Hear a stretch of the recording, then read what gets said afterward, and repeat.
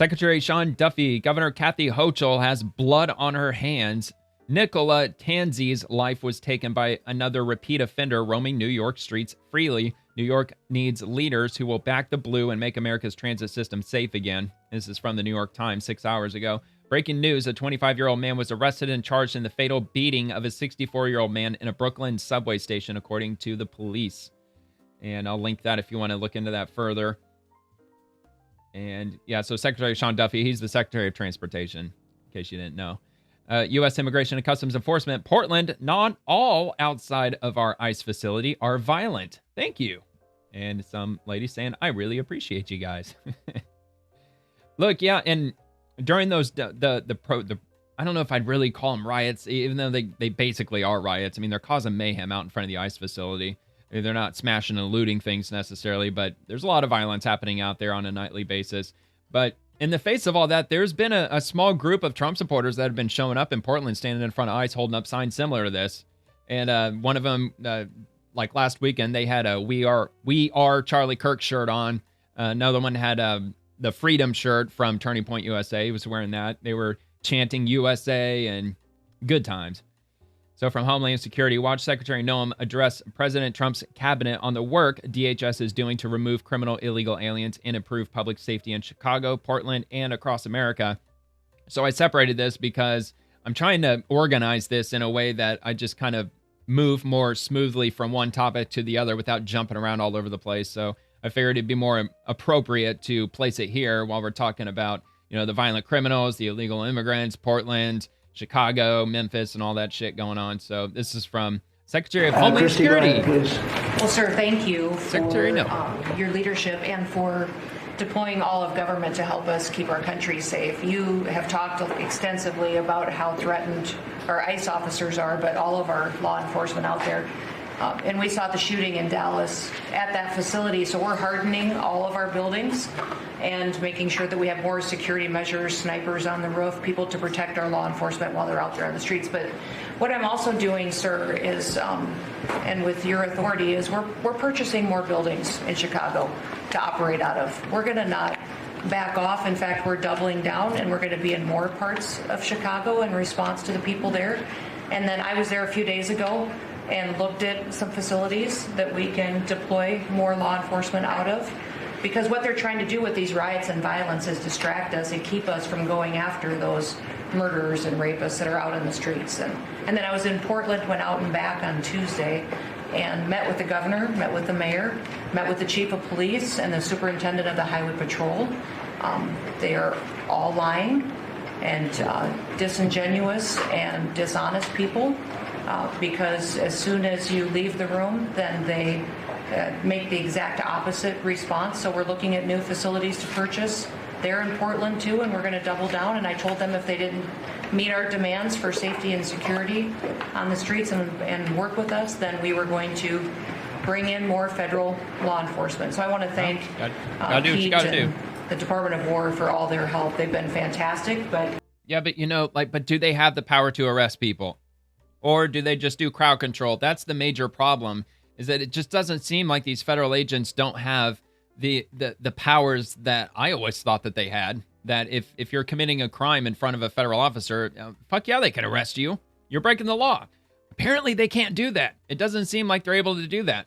Now, if they assault agents, or if they throw objects at them, or if they obstruct them, which they're not even arresting them on obstruction for the most part. If they stand in front of an ICE vehicle that's trying to exit the facility or trying to get down the street, if they're blocking it by standing in the street, they can be arrested and charged and convicted up to 8 years for doing so, but they're not arresting them for some reason. So I don't know. That's what I keep seeing. And I've taken the time to watch some of the live streams. The last one that I watched, I think it was last Friday or Saturday, and I haven't watched them during the week. It looks like a lot of the mayhem has been happening during the day this week. But if you're interested, you can go over on YouTube. Since you're already here, just wait till after the video, though. But you can go over there or just search on YouTube, and you can look up Portland Live. And there's even a setting here. Here, I'll show you. I'll show you. Just in case you didn't know, I'm sure you know. YouTube's pretty easy, and it's been around for freaking 20 years at this point, man.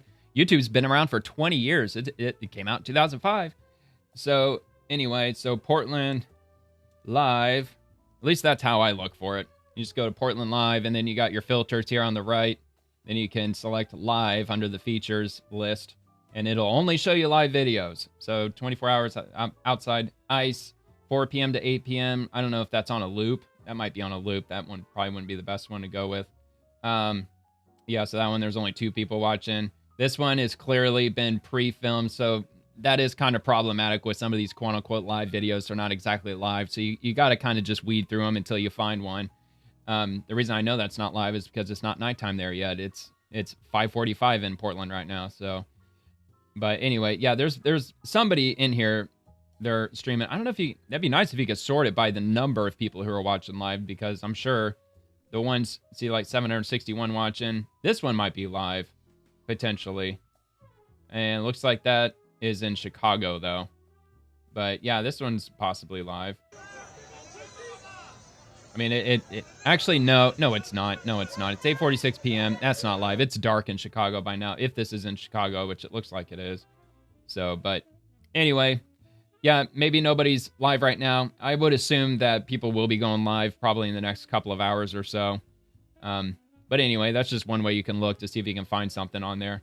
Anyway, here, while we fight litigation and work with Pam on that, we're going to send more of our resources and men and women out there to keep everybody safe. So no worries. What we see in D.C. and what we see in Memphis for benefits for people in the safety and security, we'll see that in Chicago and Portland. And the numbers in Memphis, it's only a week, but the numbers have been amazing, I understand. That's exactly right. The crime numbers are way down. Yeah, it's like almost 600 already. It shows what a partnership can be between local law enforcement and the federal government. And if we have to do it the hard way in Portland and Chicago, we will. But, and the ratio of guns to arrests is way higher than right DC. Now, as we speak, for you, arguing in Chicago and Portland to keep them safe, to bring in the Guard.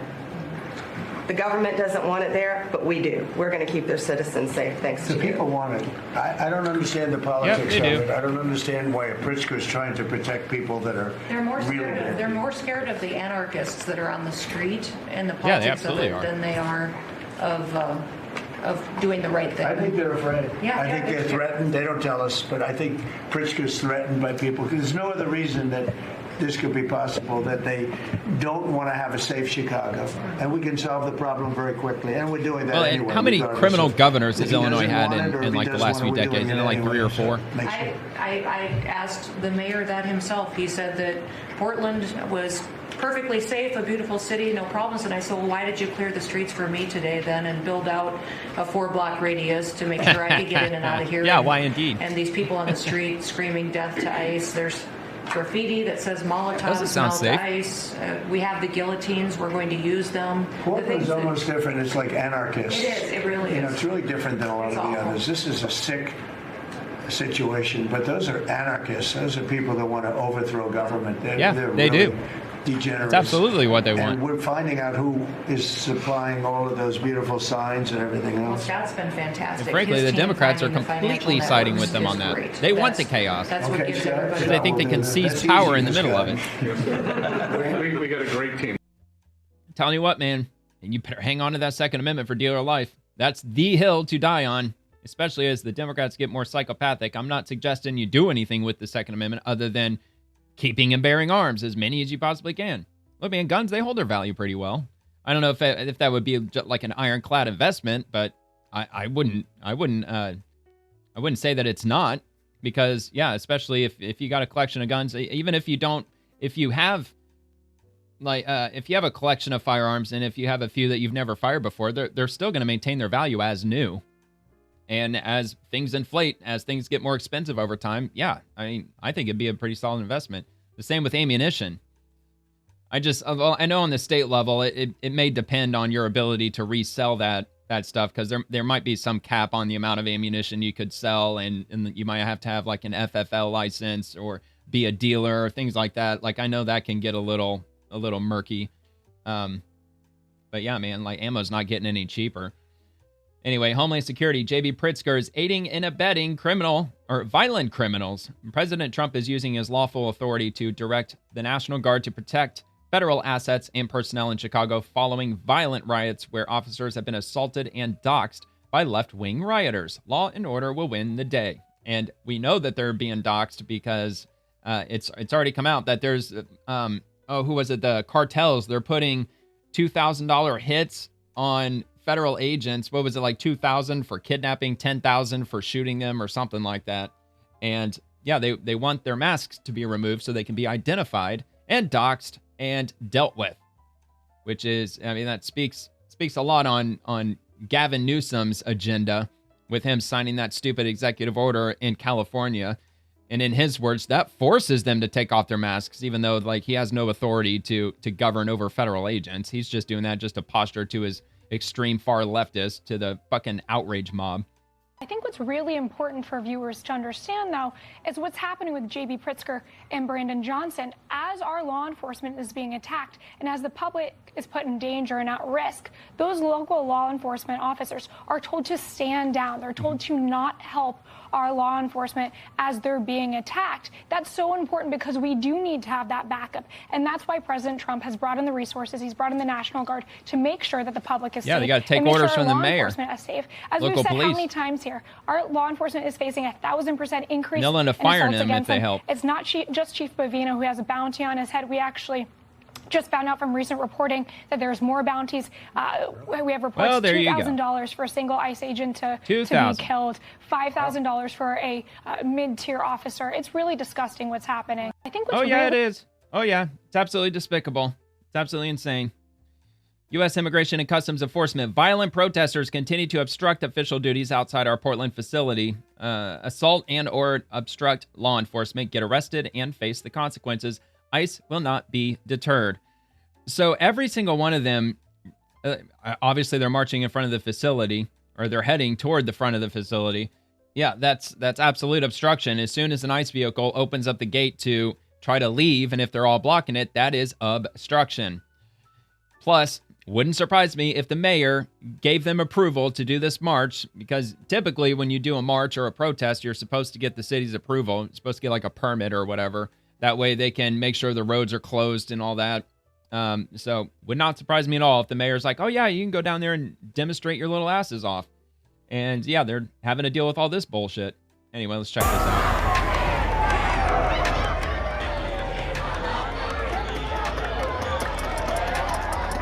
Meet your modern hippies. A far cry from the OGs.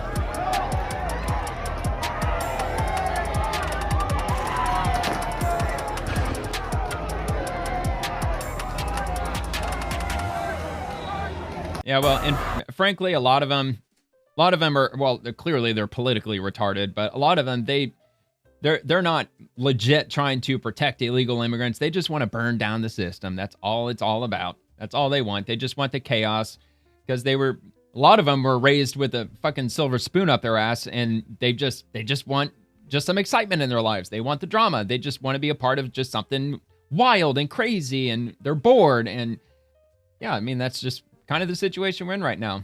That tends to happen, I suppose, when you live in a country that's been too peaceful and for far too long, living in the land of not only milk and honey, but cheap milk and honey. It's absolutely freaking crazy, man.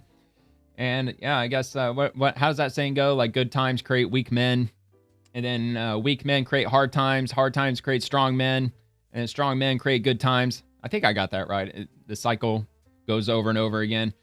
Anyway, Homeland Security, Gavin Newsom has blood on his hands. This serial criminal illegal alien killed 6 innocent people while driving drunk after California authorities ignored an arrest detainer lodged by ICE. Yeah, they ignore every single one of them. ICE will call when they find out, because whatever the system, the registry or whatever the national database is, once they get a hit that this criminal illegal has been arrested, ICE will call that jail and say, put a hold on him. We're going to pick him up right now. We'll be there in like 10 minutes, or maybe not literally within 10 minutes, but like basically we're on our way.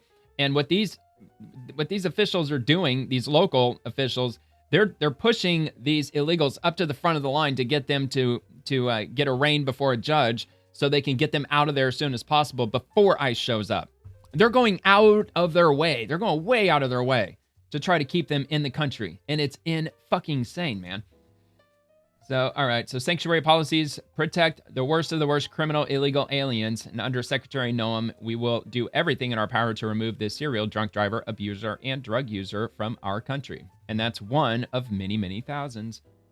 Homeland Security, Aurora, Illinois, a violent lunatic just attacked members of our federal law enforcement, launching rocks at their vehicles. He has now been arrested. No one is above the law under Secretary Noam. If you lay a hand on law enforcement officer, you will face consequences. We are not playing. Let's check this out. Oh, here, hold on. Busted the window. And then he tries to run away, but he gets caught. Absolutely fucking retarded. Let me do this one more time. Just like ran up on him and just busted the window right in front of the cops. Fucking idiot. Without realizing that comes with up to 20 years in prison, by the way. And they'll probably, actually, I mean, that's 20 years for assault on a federal officer. They'll probably hit him with assault with a deadly weapon. And God knows how long he'll be in prison over that one.